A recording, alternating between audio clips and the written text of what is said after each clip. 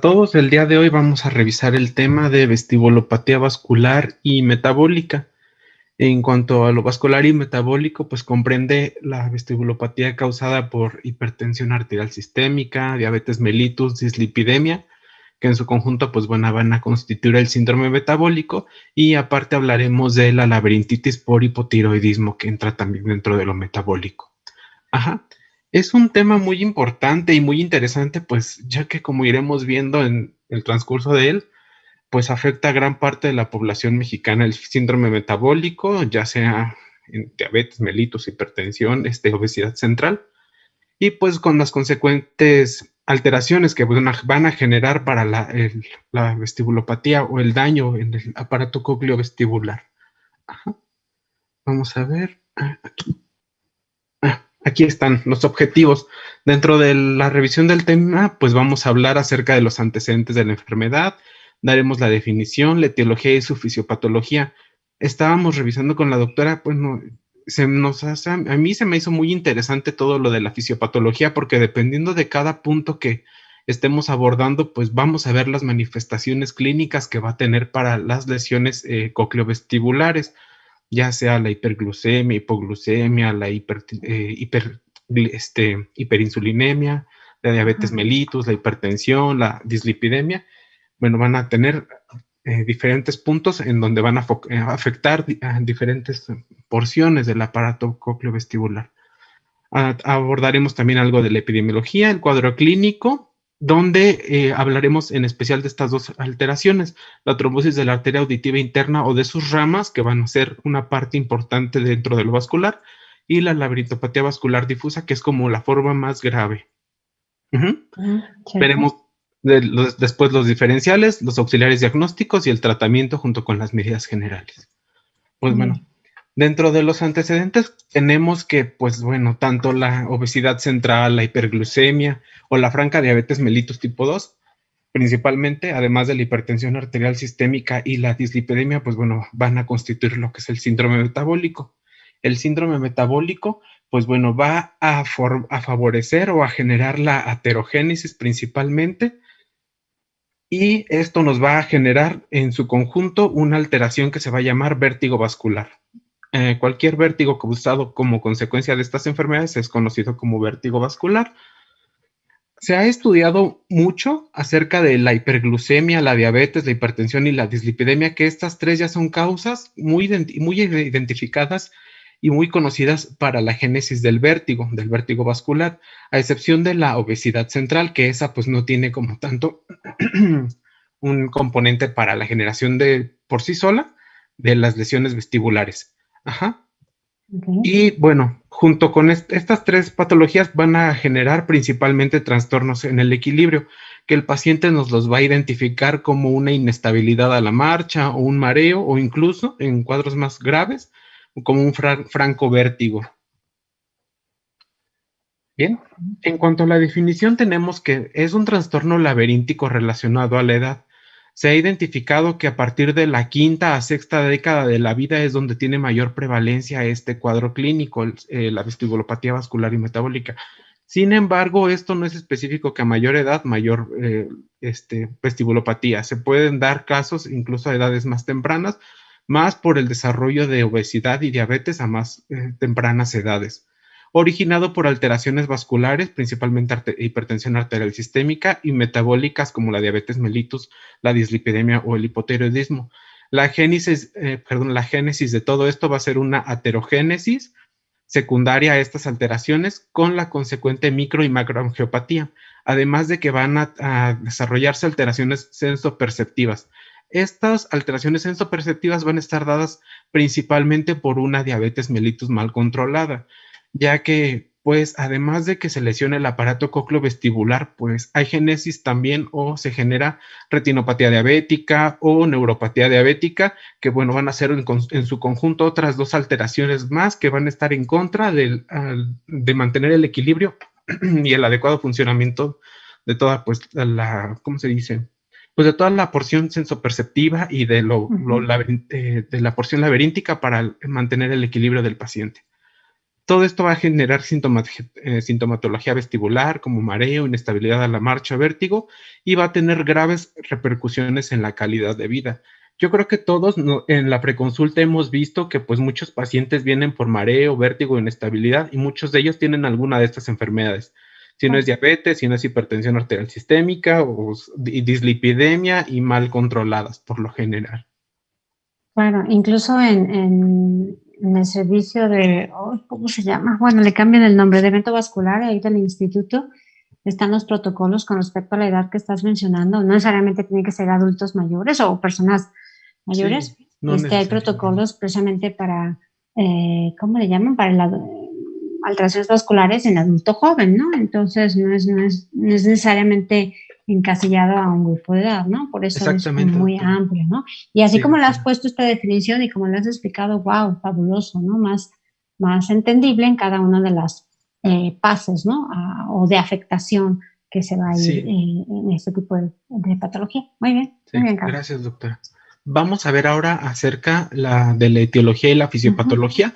Como les estaba comentando, trataremos de ir viendo cómo es que cada alteración que se presenta tanto vascular como metabólica condiciona lesiones al aparato cócleo-vestibular. Iremos viendo las diferentes alteraciones que se generan. Por ejemplo, para la hiperglucemia y la hipoglucemia, la principal alteración que se va a condicionar va a ser en contra de un gradiente osmótico. Por ejemplo, cuando las cifras de glucemia sérica se ven afectadas de forma brusca, pues bueno, va a haber alteraciones que se van a producir en las concentraciones de endolinfa y principalmente por las concentraciones tan altas de glucemia. Se dice que cifras menores a 50 miligramos sobre decilitro o mayores a 500 miligramos sobre decilitro de glucemia van a favorecer un cambio brusco en la osmolaridad de la endolinfa y bueno, van a tener alteraciones audiovestibulares. También se va a favorecer, bueno, la alteración osmótica, también se va a favorecer una retención hídrica a expensas del mayor acúmulo de sodio dentro del endolinfa, lo cual va a favorecer que jale agua, va a aumentar el volumen de hídrico endolinfático y bueno, va a favorecer también las alteraciones audiovestibulares.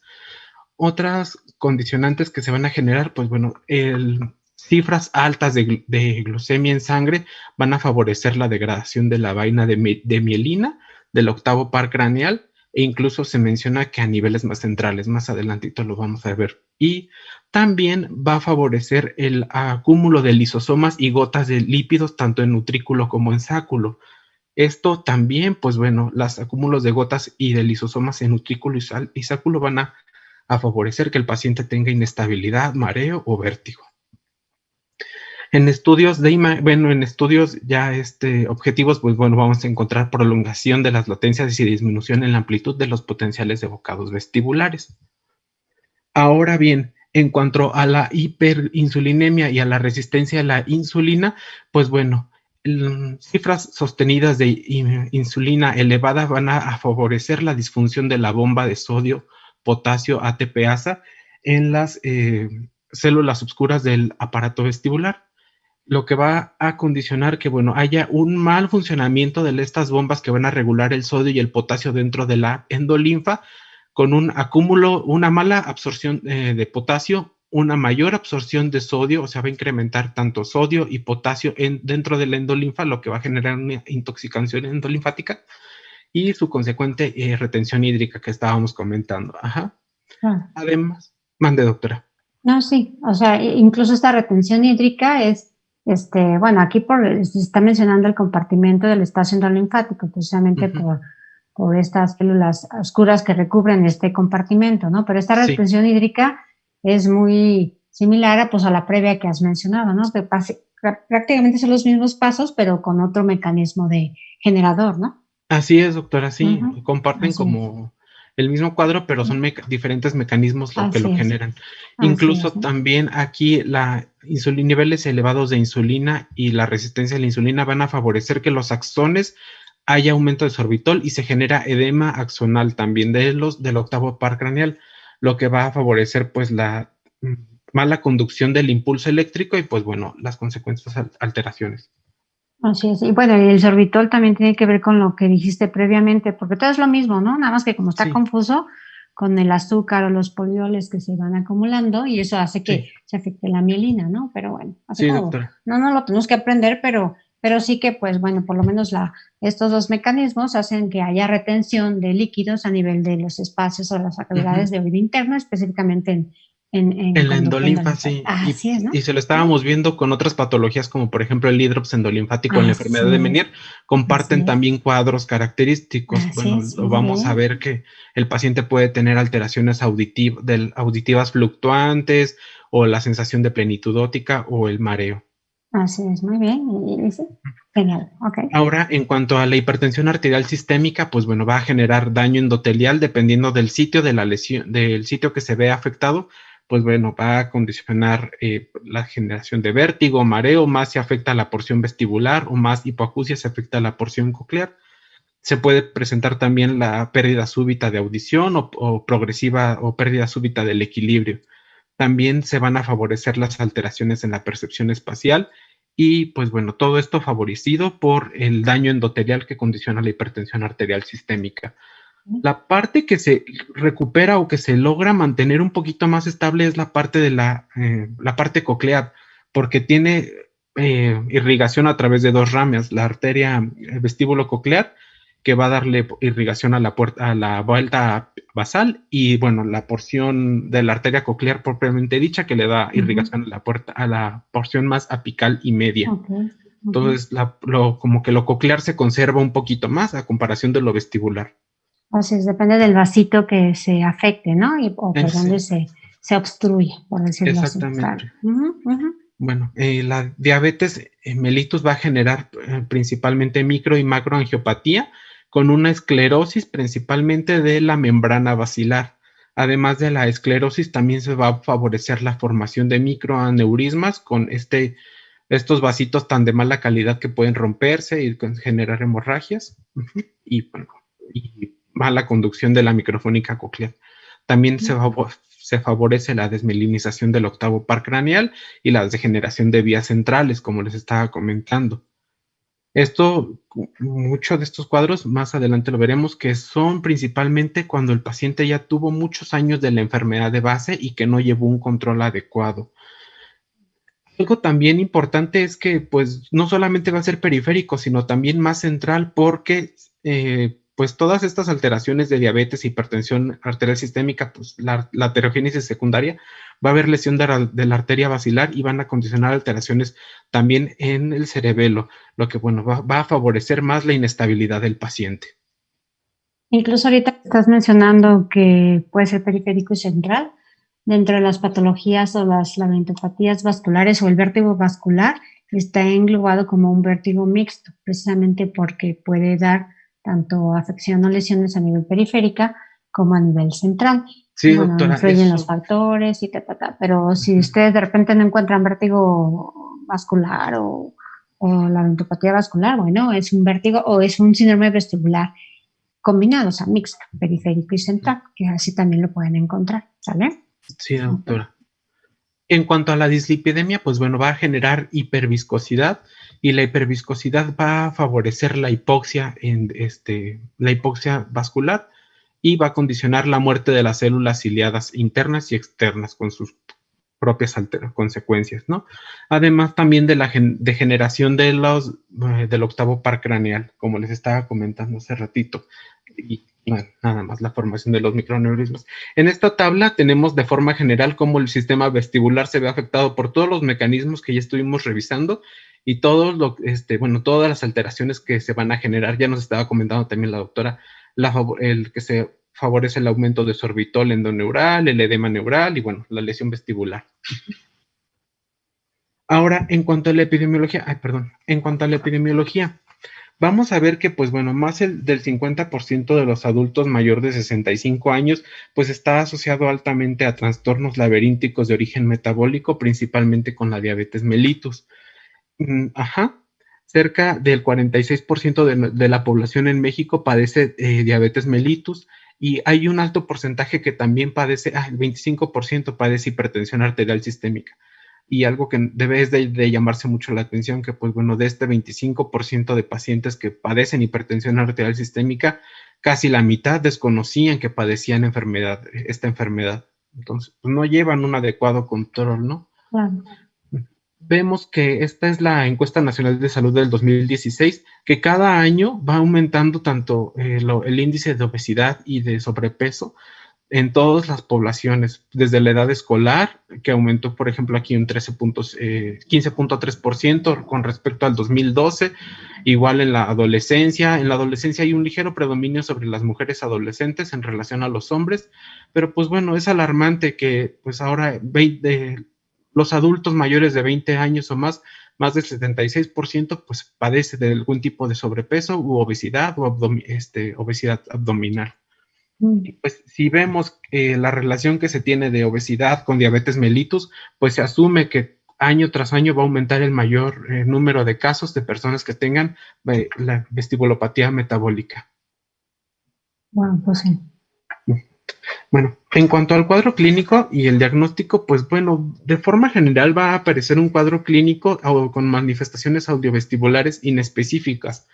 El paciente nos puede referir solamente mareo, inestabilidad a la marcha, algunos pacientes lo van a referir como vértigo, puede haber la presencia de acúfeno o hipacusia, pero algo que es muy importante y que hay que tomar en cuenta es que estas alteraciones audiovestibulares van a aumentar en los periodos de descompensación del paciente.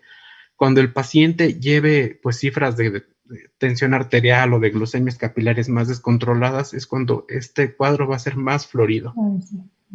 Además, pueden presentarse algunos otros síntomas misceláneos como aturdimiento, cefalea, parestesias o hipostesias en las partes más distales o en las plantas de los pies. Y como les estaba comentando hace ratito, esto es con un paciente cuando tuvo más de 10 o 15 años de la enfermedad, de evolución, y que no ha llevado un control adecuado. Incluso todas estas manifestaciones, bueno, pues si le hacemos el padecimiento en consulta a cualquier paciente que nos llega, pues todos lo tienen. Mareo, pues sí, vértigo, mareo, inestabilidad también, o sea, ¿no?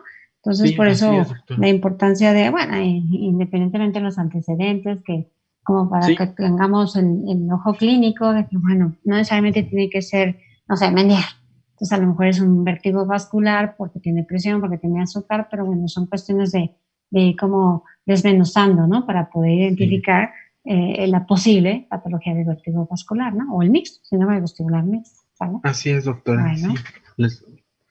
Y bueno, dentro de las alteraciones vasculares y metabólicas que se presentan, hay diferentes formas y estas son las más frecuentes. La labirintopatía vascular, que puede ser por trombosis o por insuficiencia, y bueno, les estaba comentando que vamos a hablar de estas dos, y de la labirintitis metabólica, ya sea generada por hiperglucemia o franca diabetes, que es secundaria a hipoglucemia, por las alteraciones de los lípidos y por el hipotiroidismo. Ajá. Dentro de la labirintopatía vascular generada por trombosis, pues va a afectar principalmente a la arteria auditiva interna o a la arteria laberíntica, entonces desde la porción más superior. Va a generar o va a ser característico que genere un cuadro clínico agudo de síntomas audiovestibulares como puede ser hipoacusia súbita o una inestabilidad o un mareo súbito de ese lado donde esté afectado, ya sea derecho o izquierdo. En cuanto a la insuficiencia vascular de la labirintopatía, va a lesionar de forma más difusa toda la red vascular, condicionando un daño difuso.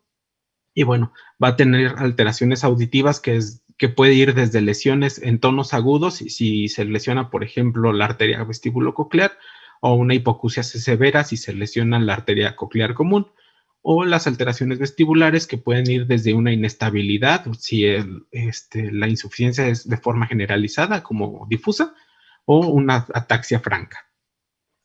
O sea, Por todo el, esto es de acuerdo bueno, igual tu esquema este que estás poniendo del polígono o el previo, es así como para tener, que a lo mejor no lo tenemos tan fresquecito, ¿no? Y ponemos a lo mejor el diagnóstico de vascular, pero no identificamos bien o no nos guiamos bien de acuerdo a audiometría o de acuerdo a todo esto que nos estás diciendo, que si es tal o tal afectación, ¿no? De la arteria, ¿no? Entonces, como para tener ahí, así como este esquema, ¿no? En acordeón, ¿no? Siempre presente de que si es la vestibular anterior, pues porque se va a ir al autrículo, al canal semicircular superior a la horizontal y así, ¿no? O si es la coclear, como dices tú propiamente dicho, pues cada una de sus distintas ramas, ¿no? Muy Sí. bien, bueno.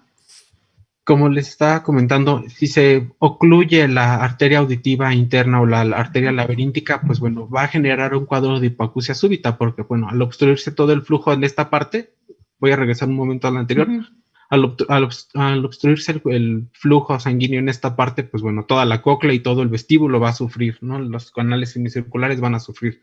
Entonces se va a generar una hipoacusia súbita y un síndrome vestibular periférico agudo, que va a evolucionar a un síndrome total unilateral agudo, caracterizado por inestabilidad, ataxia. El paciente puede, inestabilidad a la marcha, mareo, el paciente puede caerse hacia ese lado de la lesión, porque pues ese vestíbulo y esa cóclea están sufriendo, están dejando de funcionar.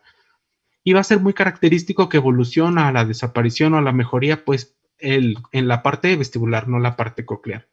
Porque, pues bueno, va a empezar a entrar en compensación el vestíbulo contrario. A la exploración física, pues bueno, podemos encontrar una hipoacusia neurosensorial, que puede ser con afección total, y falta de respuesta laberíntica a las pruebas térmicas, porque pues, el laberinto ya está dañado, ya sufrió, ya se hipoxió y ya está muerto.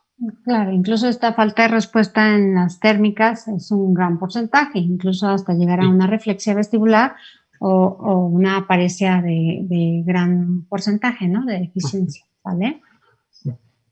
Y como les estaba comentando, en las trombosis de las ramas de la arteria auditiva interna, si se lesiona, por ejemplo, la rama anteroinferior, esta de aquí, pues bueno, vamos a tener una lesión a una porción de los agudos y más los graves, ¿no? Okay. Si se lesiona la arteria vestíbulo-coclear en esta parte, pues bueno, vamos a tener una mayor lesión a los graves, a los agudos, y van a quedarse conservados los graves y algunos de los tonos medios. Y, por ejemplo, en las alteraciones vestibulares, si se lesiona la arteria vestibular anterior, pues bueno, va a aparecer un vértigo con poco nistagmus porque la lesión va a ser a nivel de la mácula utricular y de los canales semicirculares, tanto superior como el horizontal. Correcto. Uh-huh. Ahora, para hablar de la laberinto-patía vascular difusa, como les estaba comentando, este es como el cuadro más grave de El todos. típico central, ¿no? Típico central, porque, pues bueno, ya pueden tener algunas otras manifestaciones centrales, no tanto por la lesión cócleo-vestibular, sino porque no solamente van a estar afectadas por lo general estas partes, sino también ya se ven afectados otros pares craneales, porque pues, la alteración vascular es difusa. Entonces, bueno, va a haber una lesión generalizada de la red vascular periférica, va a haber una lesión del neuroepitelio vestibular y también de las lesiones oculomotoras. A la exploración física, pues bueno, vamos a encontrar un vértigo intenso de predominio nocturno, pérdida del equilibrio. El paciente va a tener caída hacia el lado de la lesión, una inestabilidad a la marcha y se agregan otros síntomas que nos harían pensar en algo más central como parestesias o hipoestesias en hemicara del lado de la lesión y en el hemicuerpo opuesto, disfagia de líquidos a sólidos en algunas ocasiones y hemicráneo homolateral, además de diplopía horizontal y parálisis facial homolateral y disfonía. En la exploración física, pues bueno, vamos a encontrar un nistagmus con fase rápida hacia el lado de la lesión de tipo irritativo, una tosis flácida homolateral, miosis en oftalmia, o que se puede considerar como síndrome de Bernard-Horner, hipoestesia corneal cutánea y de la mucosa de la cara, parecia hipoestesia del velo de paladar homolateral y también disfagia leve, además de la inestabilidad con la lateropulsión.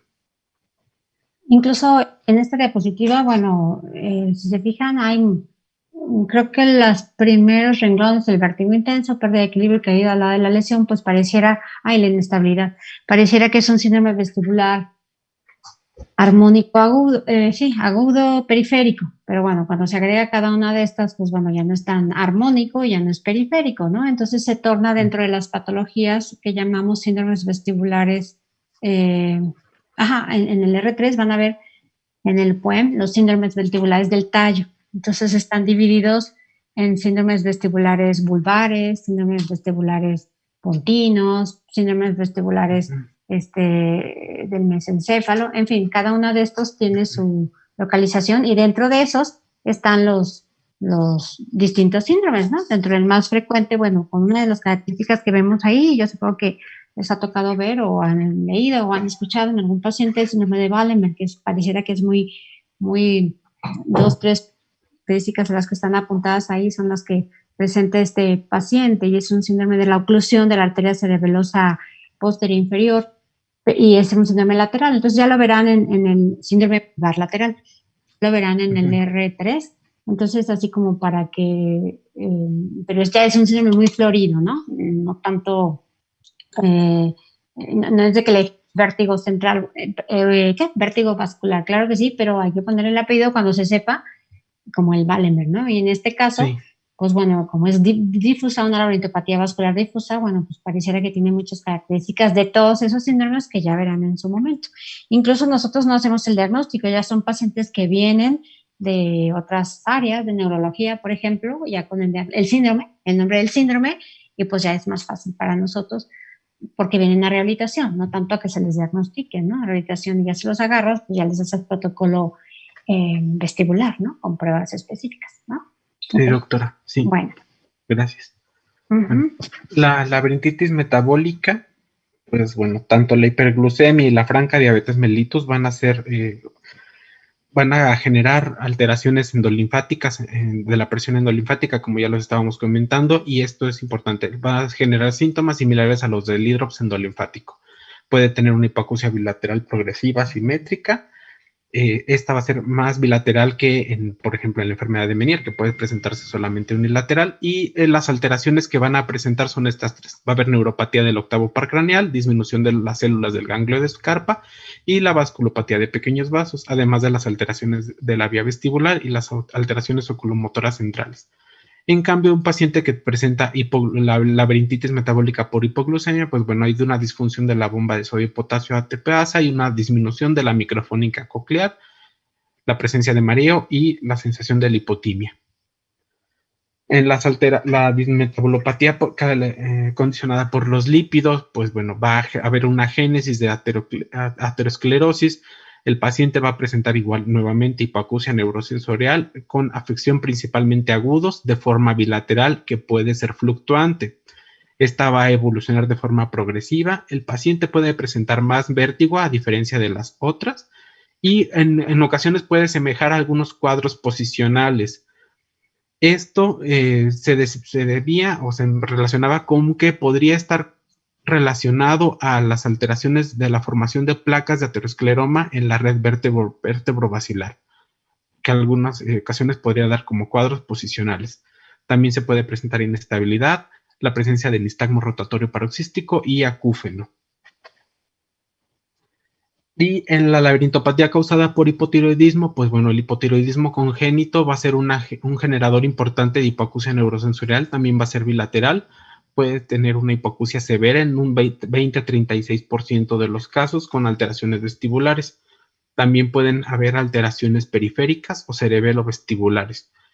Para llegar al diagnóstico, por ejemplo, en un hipotiroidismo congénito, pues bueno, vamos a ver a un niño con un cuadro clínico de retraso mental, hipoacusia neurosensorial bilateral de severa a profunda, hiporreflexia o reflexia vestibular bilateral.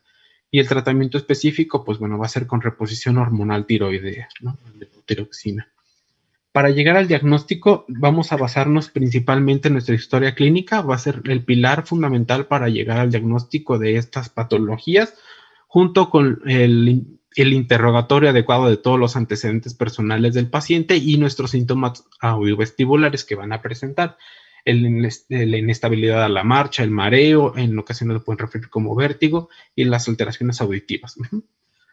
Algo que es importante de preguntar es el tiempo de evolución de la enfermedad, porque pues les estaba comentando que en muchas ocasiones el paciente ya tiene más de 10 o 15 años de evolución de la enfermedad, pero con muy mal control.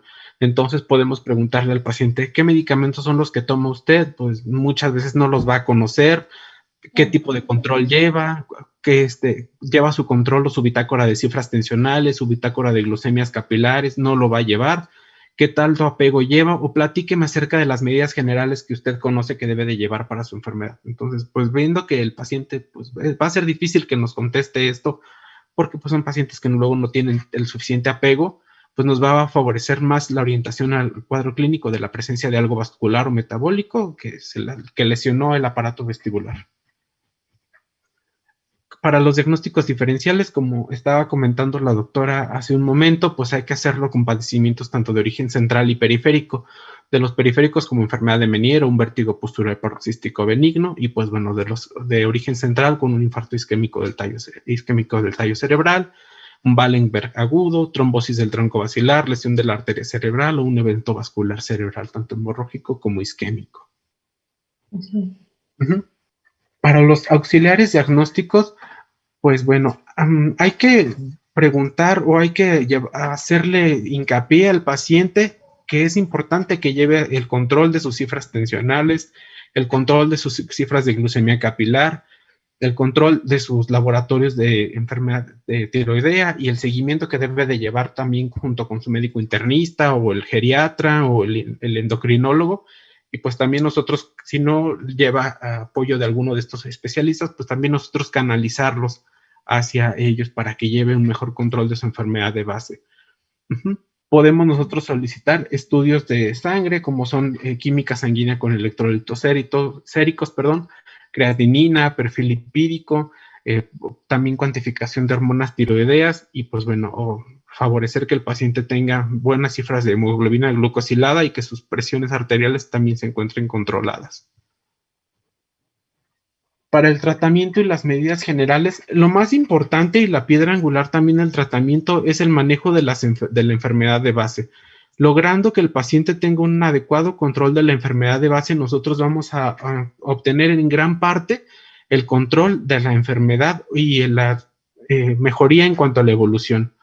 Vamos a favorecer el control y vamos a detener el progreso del deterioro funcional del oído interno. También pero en lo que esto sucede, pues es necesario darle al paciente, por ejemplo, manejo antivertiginoso para la forma aguda. Muy importante no sobrepasar los 5 a 3 días de tratamiento con medidas o con tratamiento antivertiginoso vía oral, pues bueno, para favorecer los mecanismos vestibulares fisiológicos.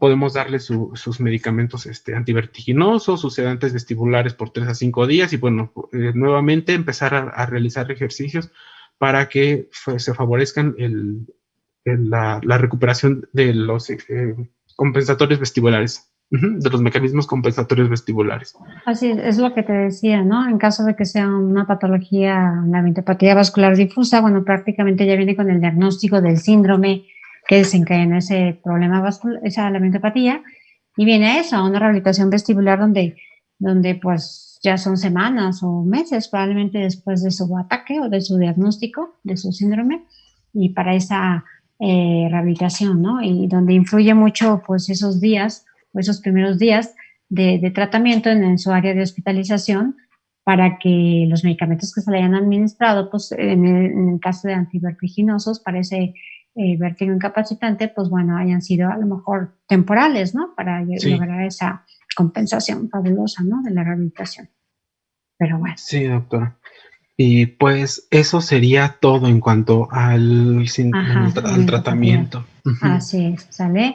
Es un tema, pues pareciera que todos los días lo vemos, ¿no? A nivel de historia o a nivel de padecimiento, ¿no? Entre consulta a ustedes o en consulta a nosotros, ¿no? Mucho paciente con diabetes o con hipertensión y con como morbilidades agregadas que hacen pensar en este tipo de patología.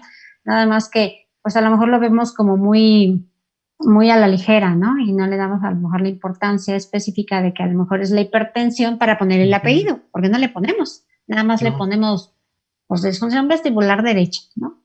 Pero el apellido completo, híjole, no se lo ponemos, ¿no? Entonces todo un reto, porque es bastante difícil. Hablando de las periféricas, del central a lo mejor es más fácil porque ya te dan el nombre del síndrome de tallo, ¿no? Afectado. Pero en la periférica, pues bueno, tendríamos que identificar cuando tiene las tres, no sé, se me ocurre dislipidemia, hipertensión y aparte diabetes, pues bueno, es como complicado ponerle y nada más le agregamos el metabólico y el vascular, pero cuál realmente fue la que ocasionó, pues bueno, ese sería el reto, ¿no? Pero bueno, es algo difícil también de hacer, ¿sale? Pero muy bien, Carlos, la forma en que lo explicaste. Ya ves que en el resumen que me mandaste